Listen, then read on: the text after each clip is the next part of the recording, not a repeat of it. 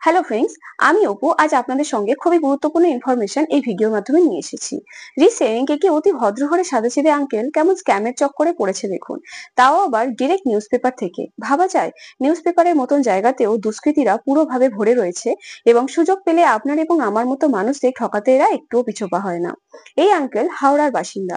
উনি ওনার মেয়ের জন্য পাত্র চাই পাত্রী চাই অ্যাড দেখেছিলেন আনন্দবাজার পত্রিকাতে।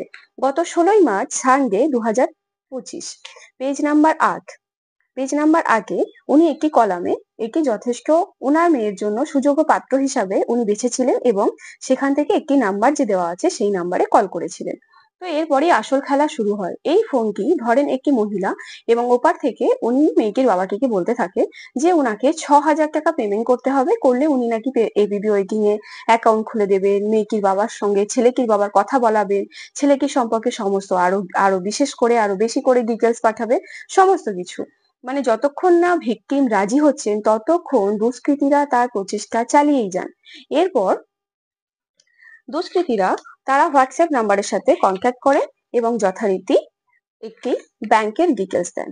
এই ব্যাংকের ডিটেলস দেওয়ার পরে তারপরে আরো একটি জিপে নাম্বার টাম্বার সবকিছুই কিন্তু দেওয়া হয়। এরপরে মেয়েটির বাবাকে প্রথমে যখন 6,000 টাকা পেমেন্ট করতে বলা হয় এবং ভিকটিম যখন তাতে রাজি হননি, তখন ওনারা বলে যে ঠিক আছে তাহলে 2,500 টাকা দিন, পরে বাকি পেমেন্টটা করবেন।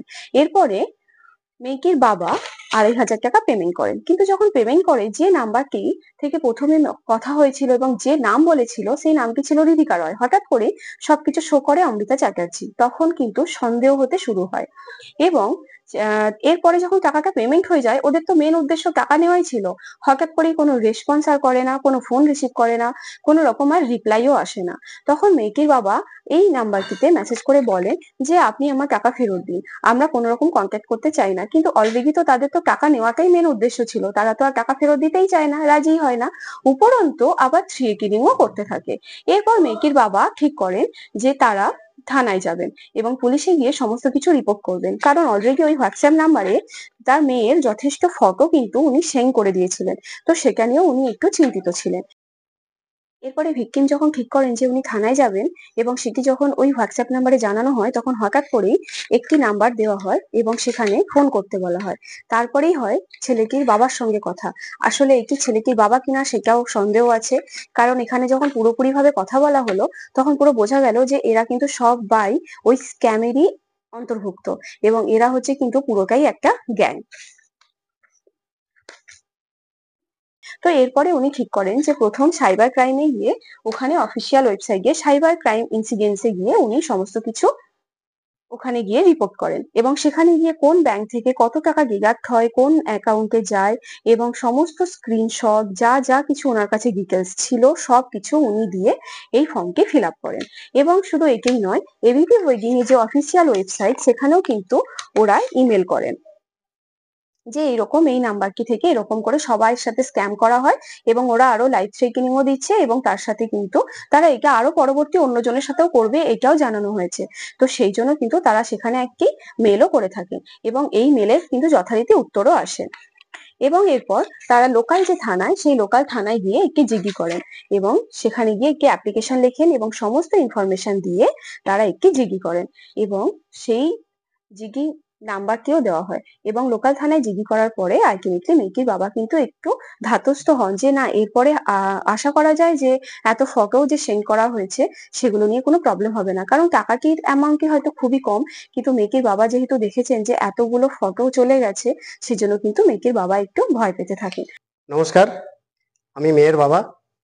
আনন্দবাজার পত্রিকা থেকে পাত্রপাত্রী চাই দেখে আমি বিজ্ঞাপন থেকে আমি ফোন করেছিলাম।